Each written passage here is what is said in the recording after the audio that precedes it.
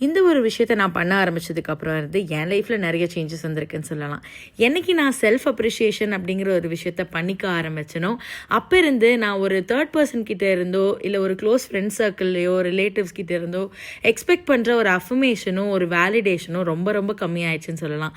அந்த ஒரு பாரை என்னோட செல்ஃபுக்கு நானே பண்ணிக்கிறேன். அன்றைக்கி அந்த மாதிரி ஒரு செல்ஃப் அப்ரிசியேஷன் டே.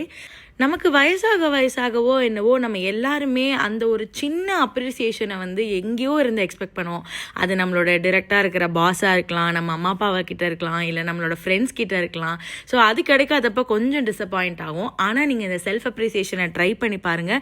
நீங்கள் பண்ணுற சின்ன சின்ன விஷயத்துக்கெல்லாம் உங்களை அப்ரிஷியேட் பண்ணிக்கிற மாதிரி ஒரு சின்ன கிஃப்ட் கொடுக்கறதோ, இல்லை உங்களுக்கு பிடிச்ச விஷயத்தை சமைச்சு சாப்பிட்றதோ, இல்லை உங்களுக்கான விஷயங்களை நீங்கள் ஆர்டர் பண்ணிக்கிறதோ, இந்த மாதிரி ஏதாவது ஒரு விஷயத்த பண்ணி உங்களை நீங்களே ஒரு பேட் பண்ணிக்கிட்டு you have done a good job அப்படின்னு சொல்லி பாருங்க. நிஜமாவே இது ரொம்ப ஹெல்ப் பண்ணுது.